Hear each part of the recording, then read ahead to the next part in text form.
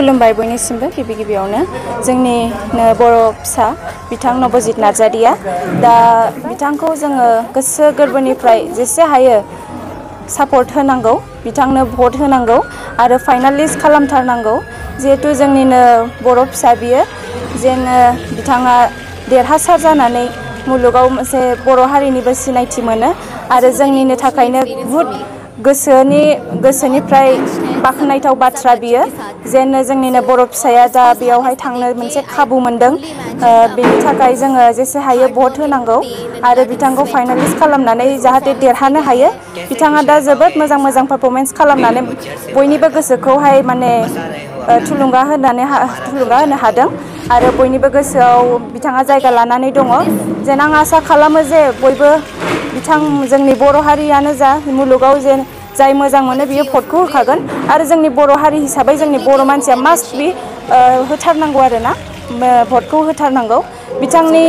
नाम्बारानो जाहैदों 9152915246 बिथांनि कड नाम्बारा 46 बयबो जाहाथे फन खालामो जेब्लासिम रिङा बेखौ कल खालामबाय था माने बियो एखमबा इंगेज जायो बयबो जे कल खालामो नालाय बिनि थाखायनो जेब्लाखि रिङा बेखौ कल खालामबाय था बिथांमोनहा जेन जोंनि बर' हारिया देरहासार जायो बर' फिसाया देरहासार जायो आरो जों बर' हारिया मुलुगाव मोनसे सिनायथि मोनो आं बेखौनो खावलायनो सानो बयबो आइ आफा रायजो राजा बिथांमोननिसिम बेखौनो बुंनानै फोजोबनाय जाबाय। गलाघाटनि नबजित नार्जारिया जे DID आवहाय लिटिल सेम बेवहाय जे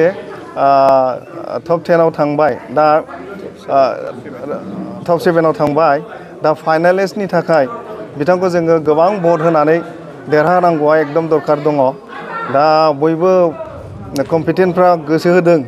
बेनिखायनो बर' जातिनि जाहाथे एथ' गथ' राफोद मोसानाय बयखौबो गोमोहोनो हानाय सारा प्रिथिबियाव माने गोजांस्रिउ होनो हानाय बे गथ'नि मोसानायखौ जाहाथे